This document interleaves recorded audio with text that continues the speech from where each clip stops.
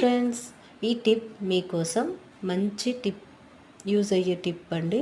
మన సిలిండర్ పైన మనం చాయ్ పెట్టినప్పుడు కానీ, పాలు పొంగినప్పుడు కానీ మొత్తం సిలిండర్ పైన పడి ఇలా బ్లాక్ అవుతుంది. అప్పుడు మనకు చిరాకు లేస్తుంది, వంట చేయాలన్నా చేయబుద్ధి కాదు ఫ్రెండ్స్.